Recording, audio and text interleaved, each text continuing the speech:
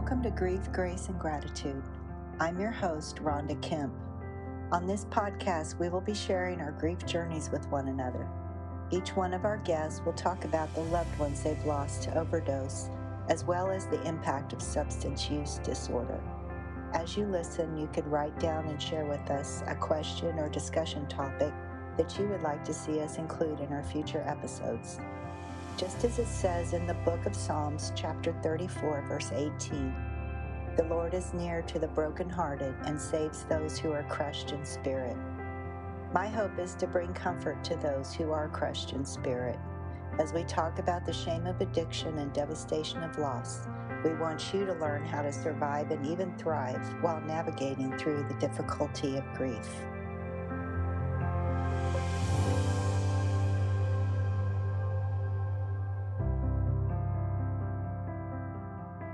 Hi, today we're talking to Darcy Patterson from Reno, Nevada. She comes to us as a mom that has lost her daughter, just like I have lost mine. So we have that in common, unfortunately. But I appreciate you being here, Darcy, and willing to share with us your story. So if you'd like to just kind of go back through the feelings you had when you first had to say goodbye to your daughter on this earth, anyway, and what that was like for you and what helped you from there to move on, and go ahead and introduce yourself if you would. Sure. Thank you for having me. My name's Darcy Patterson. I do live in Reno, and I have two children, one in heaven and one that's 19, son. When I first found out and died, of course, it was that deep down guttural scream that came from my toes that all of us moms and dads know of when we have lost a child. She had been battling addiction for a bit. She actually was at that time in recovery, and she had really made some great strides. She found a little cottage at the rehab that she was at. She bought herself a new car to her and was working and parental drug court. But she was missing for 5 days in February. And I kind of knew, since she hadn't reached out, that there was something that had happened, because she always was one that would reach out, even inadvertently, on Facebook or Messenger or, something. And I didn't hear from her. So she died March 1st, 2017. It was her birthday, and she was 21. Oh, Yeah. She died of a heroin overdose. She was all alone in a car and in a park here in Reno, and I believe someone left her to die because they were afraid that she had overdosed. she was in rehab at the time that she went missing. How long had she been in rehab? Like a third or fourth time, and she'd been there for several months. This was their second time at this program, and she was doing great. Like I said, they have a, step-by-step process where they can earn, living in a cottage and paying a little bit of rent. And so she was at that point. However, she was getting to the point where she was going to have to move out from there, which was kind of scary for her. Yeah. And I totally understood that, but, we were there hopefully to, give her the support she needed. But she always told me it's really hard to adult, Mom. I don't know how to adult. And I understand that. I got it because she started using it the teen. So I really think that's where she was stuck, and that's what they say. Yeah. Yeah, that disease of the brain takes hold at any age, and usually it's a younger age, it kind of imprints itself there, and then it's so hard for people to walk away from it.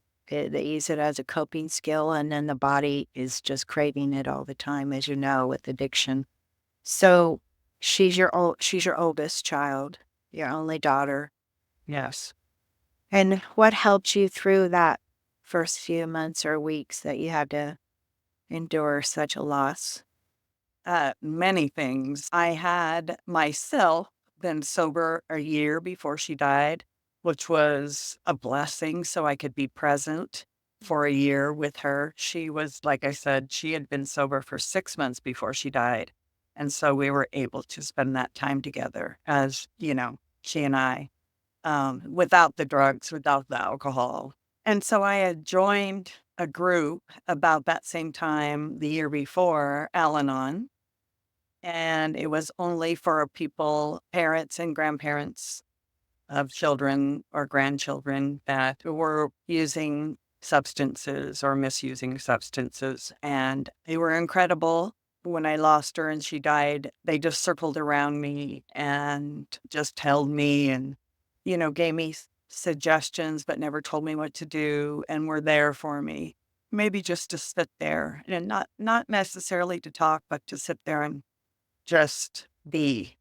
My family was very supportive. I have a sister and my mom and many other family members and friends that were really, really supportive. I'm a nurse and I work on labor and delivery, and I had been there for 20 something years, and we had grown up as a family there. So they were an incredible source of support as well.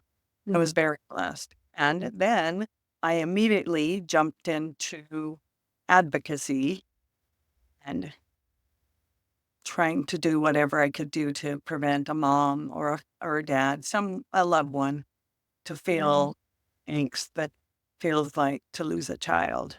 Yeah. Yeah. So I just jumped right in, and that was really my saving grace. I was very thankful that I was able to be with those who were, doing what I wanted to do and where I was going. And I really felt it was a mission and a passion. And is that when you found Team Share? Yes, I did. That was when that first October it was October, but we were in the Fed Up rally in Washington, D.C. And previous to that, I had met Cheryl on Teen Sharing Online in the Facebook group and became a part. But from there, things grew and we created our own teen sharing, arm here in Reno for the state of Nevada. And so, yes, that was a huge support. And I just jumped in and I really just listened to others who had gone before me. Yeah. Yeah. And it was a wonderful start to that horrible time. Yeah. And I think that's when we need that. I mean, we come to the end of what we can do for ourselves, when such a great loss happens just out of nowhere. You're floored by it. And without your faith or the support you get from other strength, I don't know what we would do, really. What is it about some people you think that they can just sit and listen and be there for you? Because I know a lot of people avoid sadness and grief like a plague. If you know of a neighbor or someone that's lost someone, it's very hard to know what to say to them and where to be if you're in their space or if it's just some people know, and I'm always appreciative of those people. The people that were able to sit and just, not talk or offer suggestions or try to help.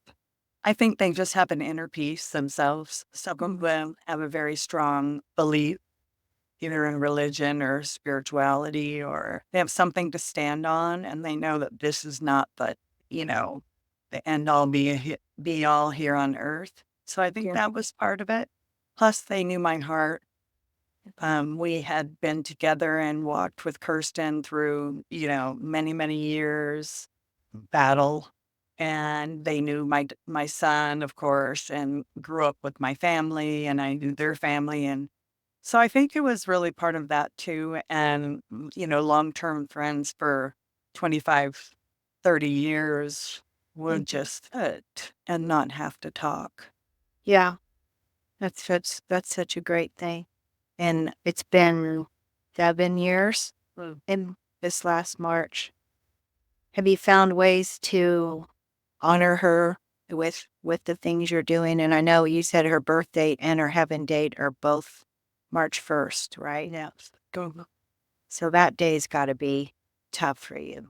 It's a tough day. She actually is a leap year baby. So February 29th, of course, isn't celebrated every year, but on the 4 years when it is celebrated, we do a huge celebration. We invite all friends and family, and we have just a celebration and a party, something different every year. Sometimes we do lanterns. Other times we've done balloons, just many things just for people to be able to honor her and remember.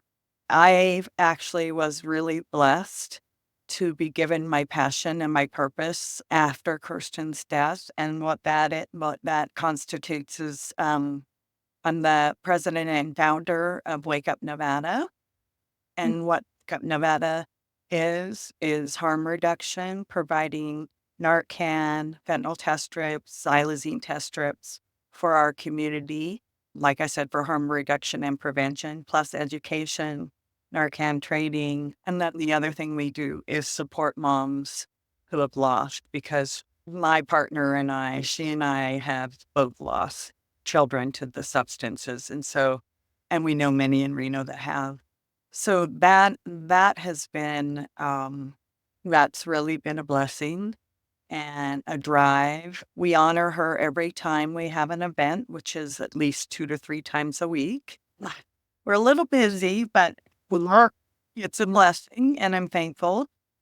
We have her pictures. We talk about her.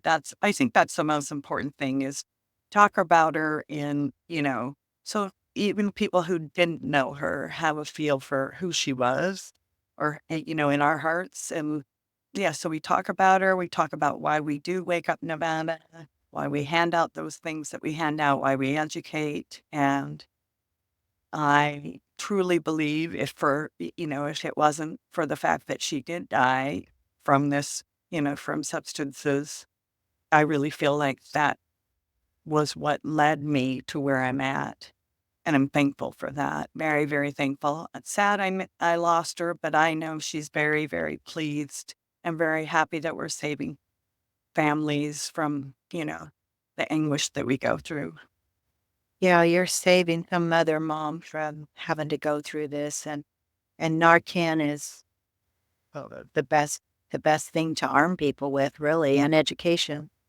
So I bet you hear good stories that come back from your twice a week events. Yes, we've gotten notes from people who've either been saved or have saved others. The hospital has called us and said, from your Narcan, this person was saved, which is, they don't go by name, of course, because they can't name them. But our community is really supportive of what we are doing. It's taken some encouragement to get it going, but now they're very open. We have Narcan boxes throughout our city that provides our community where they can get Narcan and those strips out of there as they need. We fill them every week. They're not monitored. People can take what they need, and no stigma, no shame, no questions. And if it's an empty box, then there's a QR code to be able to scan it so that they can find another one in our area. So we have 27 right now, and we're very thankful. Yeah, and growing. That takes a lot of funding, doesn't it? Yes, yes, it does. It's really a mom and pop situation. We are not a nonprofit. We just became an LLC. I knew I was going to do it no matter what. If I had to fund it, if I had to use my own money, if I had to, I did get a donation one time. And so I'm really excited that I was able to do that, because, all I knew was I'm going to put these events together. I'm going to pay for these things, and I'm going to spread the word. I've been really lucky also to make some connections with other groups in our area and be supportive of one another. So, yeah, we have an excellent community here in Reno. Yeah. And I just hear this so often, not exactly what you're doing, but people that are in this deep pain and they find a way to give back. And I know my daughter, Lacey, wanted to help people in addiction because she had bouts of sobriety, and she always said, I'm going to help other people with their addiction once I get free of it, So anything we can do as moms, it's just carrying on a legacy for our daughters. That's what they would want. They wouldn't want us sitting around being non-productive and drowning in our sorrows, I know.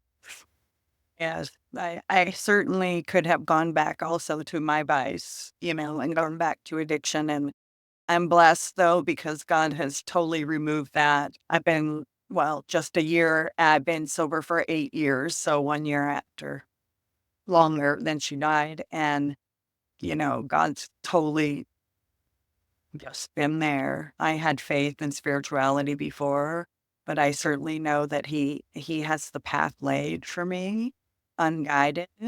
I pray I'll because, as a mom of another child, there's day-to-day things that we don't need to worry about. We need to give to God. And most of the time I worry about them. And then I go, oh, okay, I better pray and give it to God. So I am blessed that I have a higher power, some people call, or a hand-in-hand father to walk with. Yeah.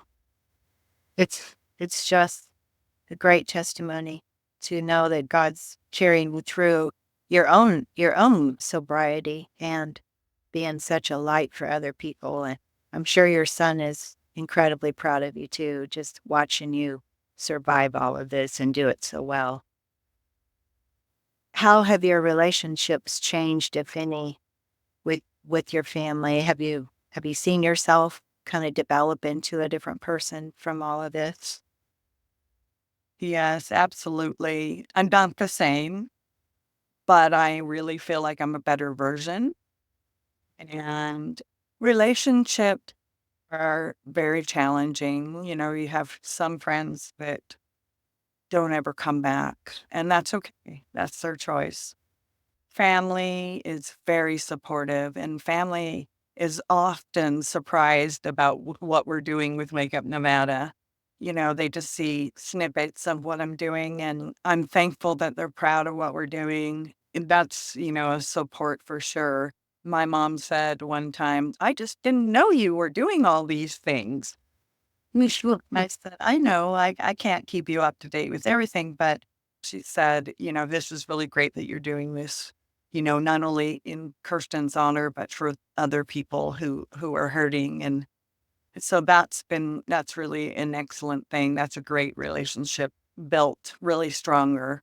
The same year that I lost Kirsten, I met my boyfriend. So we've been together for almost 8 years. And I'm extremely blessed because even though he can understand, he's understanding and empathetic and very supportive and extremely helpful with anything I'm doing with Wake Up Nevada. So, it's really hard to fit into a family that has loss and split families and divorce and exes. And so I never really thought that I would meet anybody like that. And I know God and Kirsten both sent him, and he's a light in my life. Yeah, 'cause that takes a special person to be there for someone in grief, because those beginning years of grief are just they surprise you. I'm sure you had surprises because you think of grief watching other people grieve, and you think you know what it's going to be like, but some of it is very shocking and surprising to when it's actually happening to you. Um, with me, my surprise was the physical part of it because I'd always been pretty physically active and healthy, and my background was all in fitness. And boy, it just took me down physically.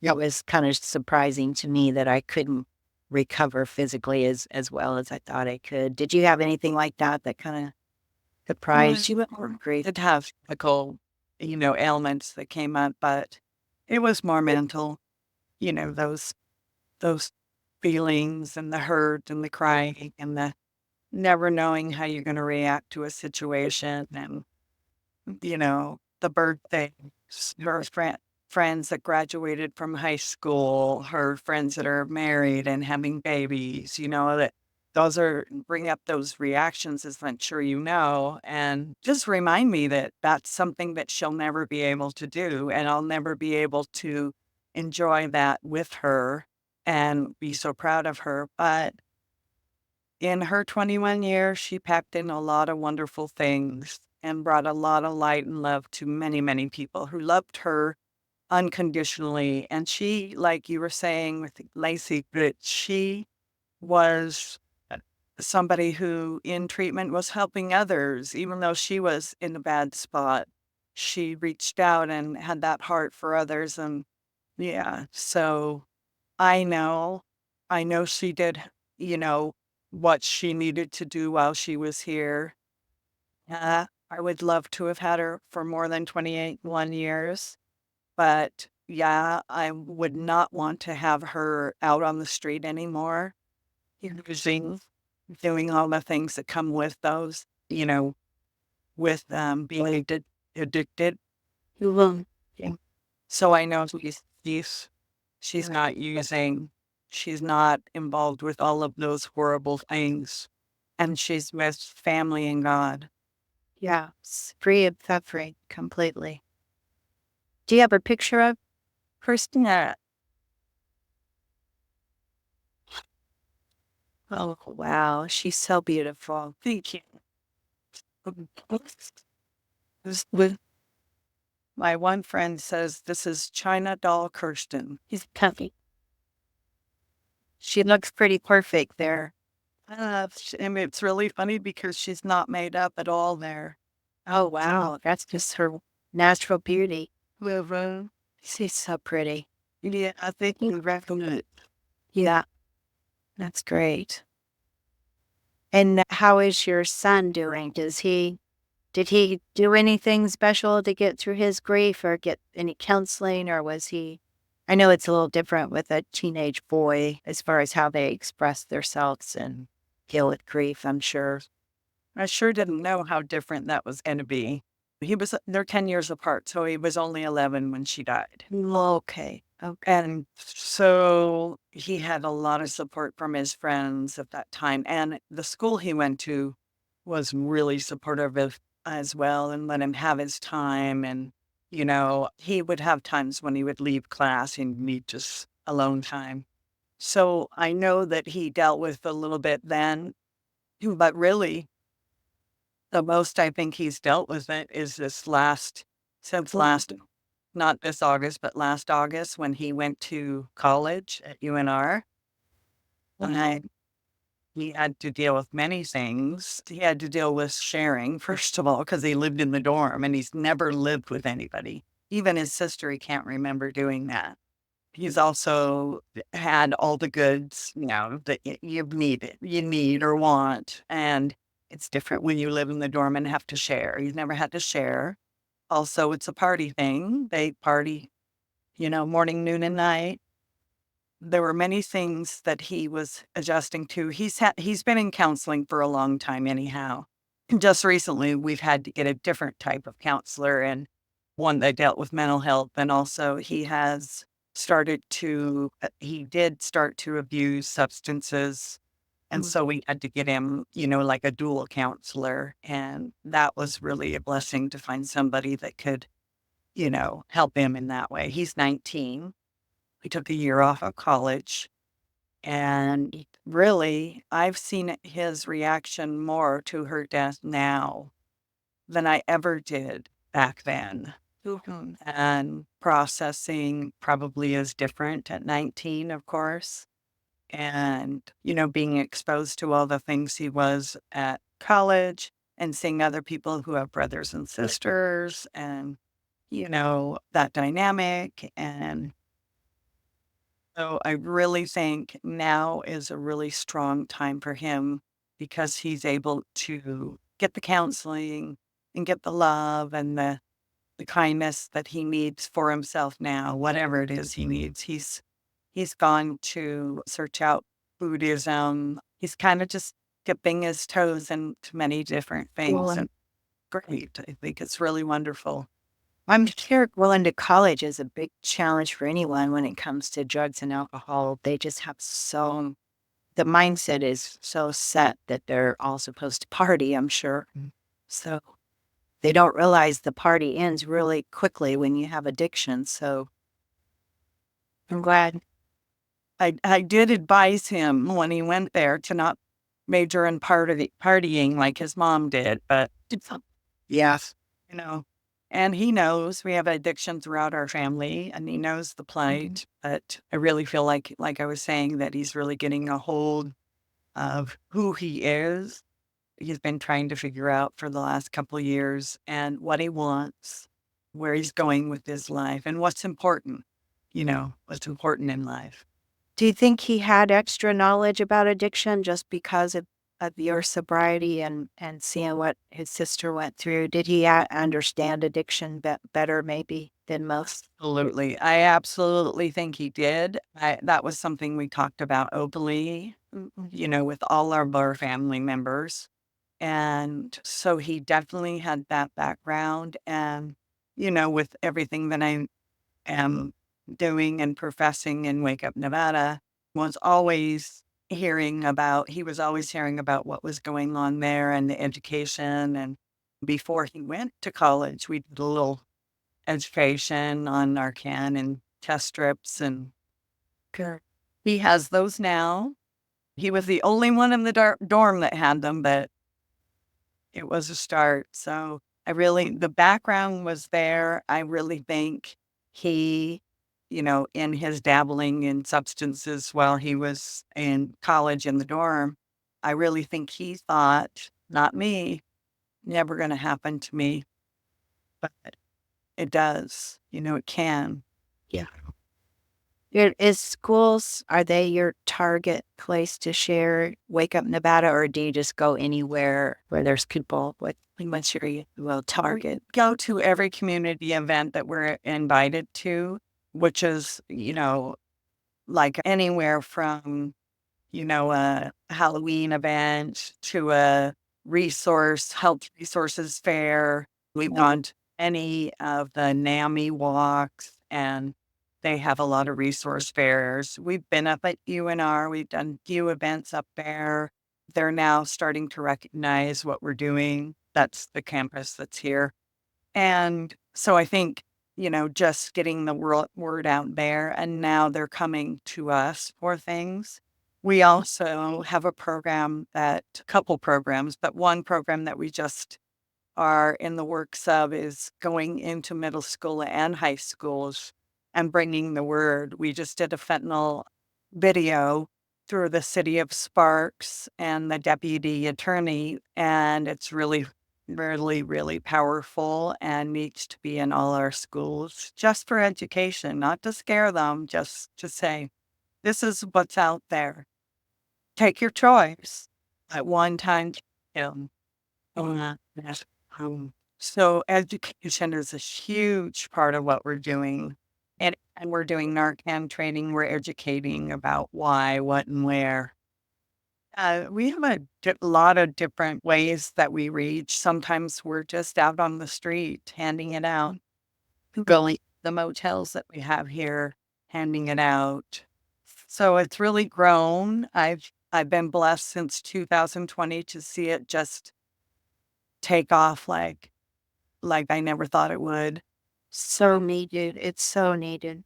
Do you think that, well, you would know, I'll ask you, the Narcan can bring someone back from a fentanyl overdose?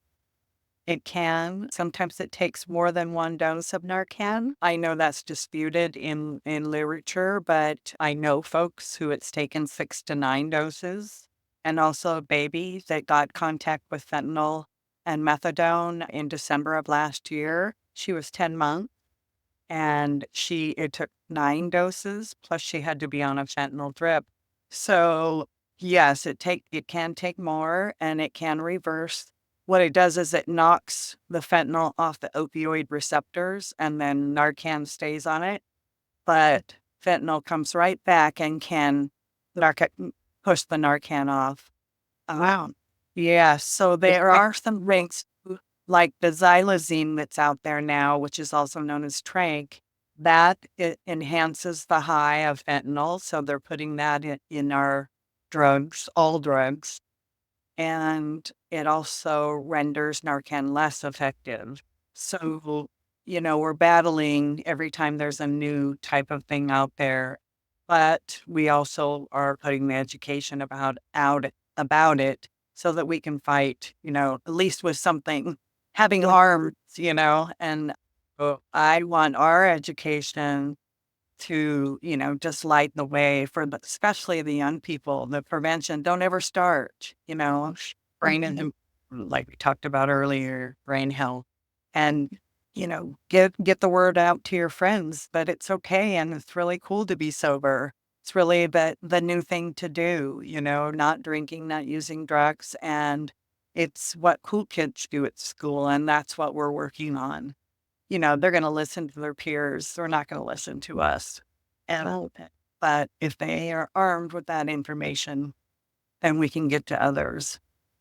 Such an inspiration to just hear you're doing all that. And if you don't live in Nevada, where would you send someone to get Narcan in any state? Or is there They usually have it at the health department. It is over the counter, but it's $55.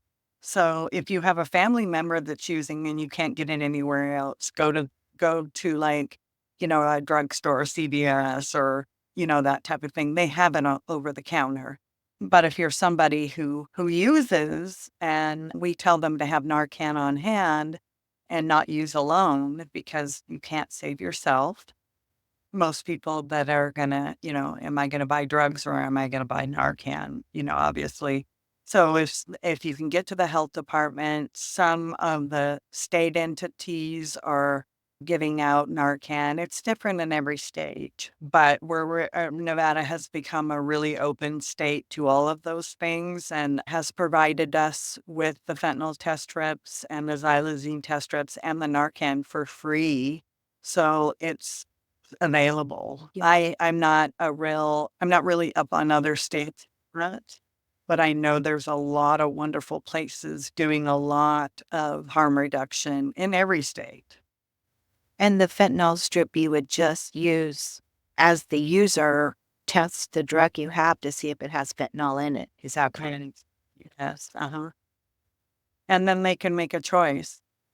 They can use and possibly die. They can use less. They can use with somebody else, which we definitely promote. And then, of course, have Narcan at all times. We know that, you like all of us just wanted our children to be in recovery and live that recovery life, but you cannot get recovery if you're dead. Our children can never get recovery. And it sounds cliche, but it's the truth. Do you see people overdosing with the vapes? Is it thousands? And dying. The two people that I know of in our area vaping marijuana. And they don't know the fentanyl is in the marijuana. You don't know that it's in there. You don't know what they put in the vapes.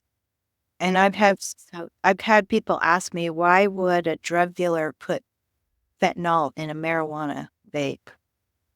Yeah, it's so that they can keep bringing that customer back because everybody wants the best high.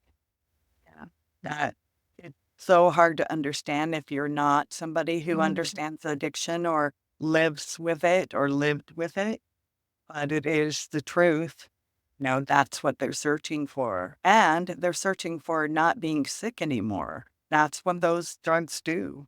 I mean, otherwise, if they don't have them, their brain is telling them, you're going to be really sick, which you are. You're going to die because you don't have this drug and you need to get it at all costs. And that's what the brain says over and over. So, yes, they're searching out the best high. Well, we know too much about it, don't we? Yeah.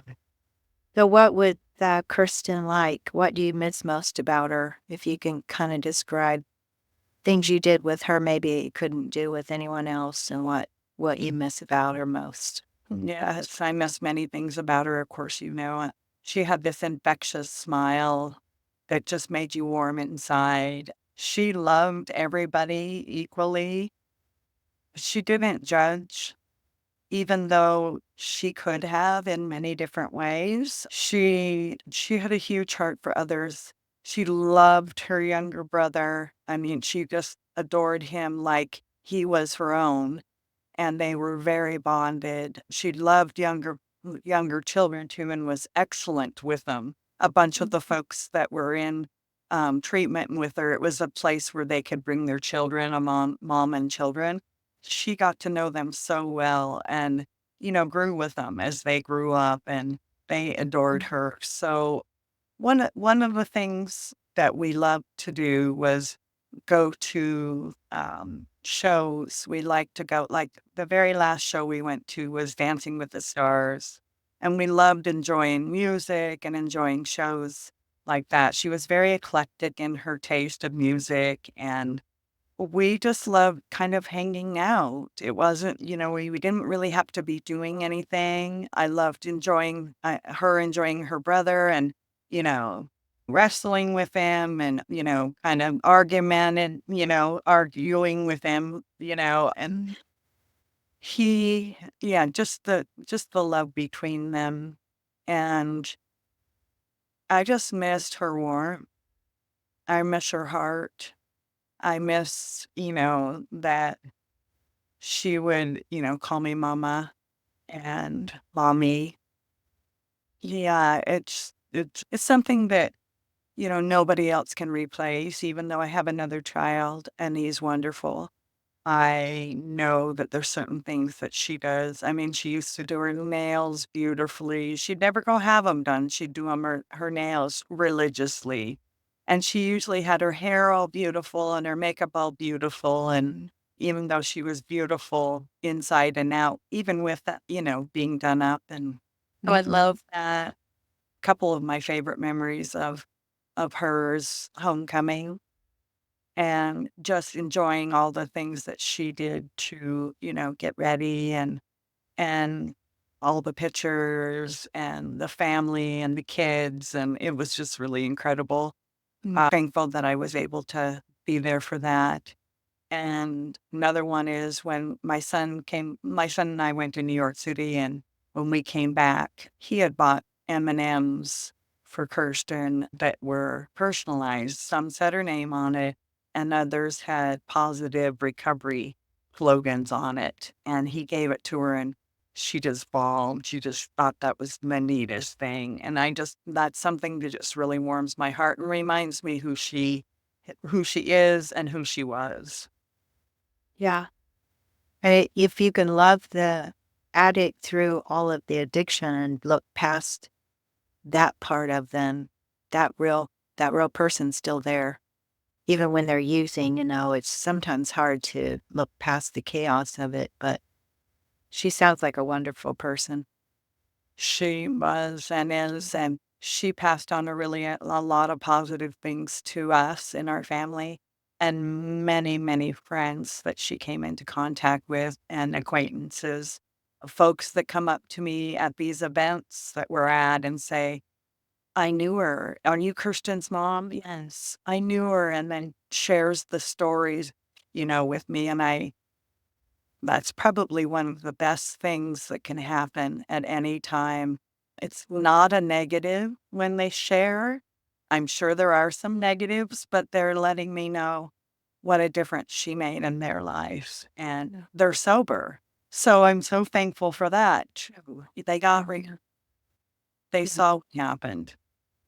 No. Well, I hear such a pattern of who our kids were. They had a lot of times they had big hearts, the same, would do anything for anyone, non-judgmental. And they went through so much as young people themselves. They did have big hearts, a lot of them to help other people. So we have to be nothing but proud, of Absolutely. who our kids were and are. Anything else you can think of? Is there any way that we can help out with Wake Up Nevada? If anyone's interested that's listening, we can put some uh, links or information in the show notes. Yes, we have a website. It's wakeupnv.org. You can contact me at any time, email, which is rndarcy@yahoo.com. I'll send you the link if anybody wants to donate. We would really appreciate that. It's a little bit of a struggle now and then for us to get resources, but we just keep plugging along. I work full time. I'm a nurse. I'm a hospice nurse, and I also have a little per diem job as a nurse. So I know that I'm blessed to be a nurse and be able to fund what I'm doing, but I want to be able to sponsor others for, many things. We're looking to do a scholarship in her name.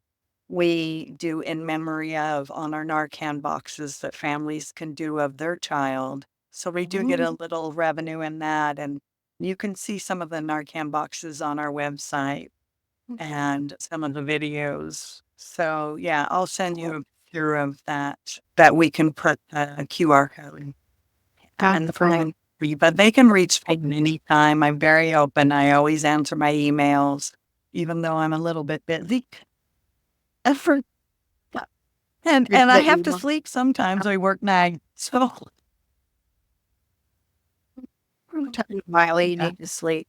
I like that in memory of on the box. A lot of people, or a few of my friends that knew Lacey, have asked me what they could do to donate something in memory of her. So I might use this as our next.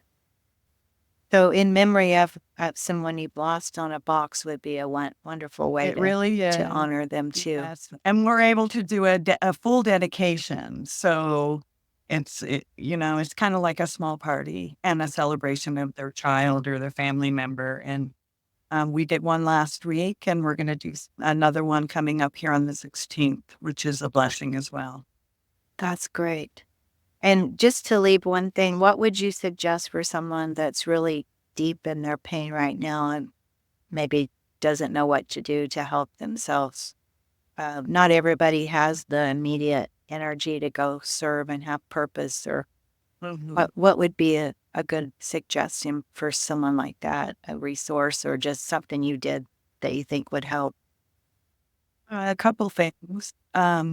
Counseling for yourself is always a good self-care item. And that's the other thing. Do some self-care, whatever it is, take a walk, go to the movies. Just, just something where you have some alone time and some away time from your grief, where you can engage in something that may keep your mind stimulated, but not in that grief area. Okay.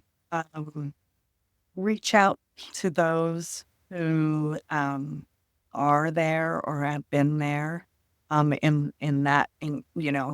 in their grief is what I'm saying. There's many groups online and on Facebook that you can reach out to that are really great support. Even though you may not know them, even though that you may not live by them, they are feeling what you're feeling in many different ways. So reach out to me. We do a lot of family support, like I was telling you, a lot of moms and dads support. Yeah, and find out, what if you're in that spot, find out what you feel like you can do to honor your child, or maybe move ahead, or maybe help with some of that grief. Just remember, grief happens for everybody differently. Don't think it's a timeline. You do it as you need to. Not any one of us grieves the same. But there are people out there grieving, and there are people like us that, from the retreat that support one another and know exactly what we're going through and are able to feel it. We don't even have to talk about it. We can feel it. Yeah. So those are some things.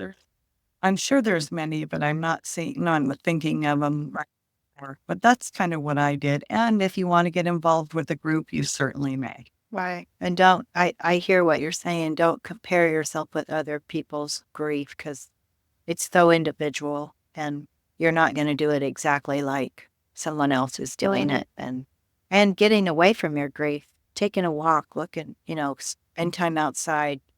I got into painting little statues that helped me because I found this little statue that was of a little girl, and she had her arms out with birds on her arms, and it was basking in God's glory was the name of this. And I would paint them and give them to people. And she reminded me of Lacey when she was little. So it can be strange things that pop into your life, and whatever it is, if it's giving you some comfort, giving you a break from the suffering, that's a good way to start. That is so beautiful. I'd love to see some of those. That is so, people have taken their grief and done many wonderful things with it, whatever it is. I have a friend who makes these angel earrings, and we've gone on retreats. We've gotten together. And we just talk on the phone, or we messenger, or so. There's definitely help out there if you want it, and when you're ready, and if you need it, reach out. It's good.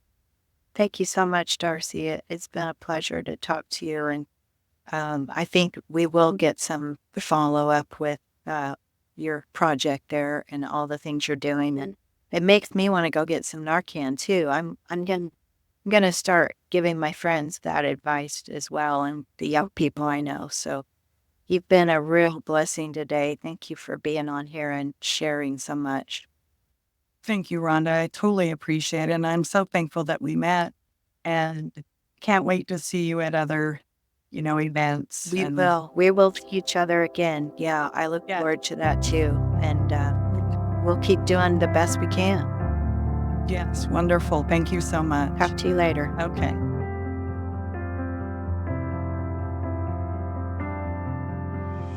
Thank you so much for joining us today and for being a part of the Grief, Grace, and Gratitude community.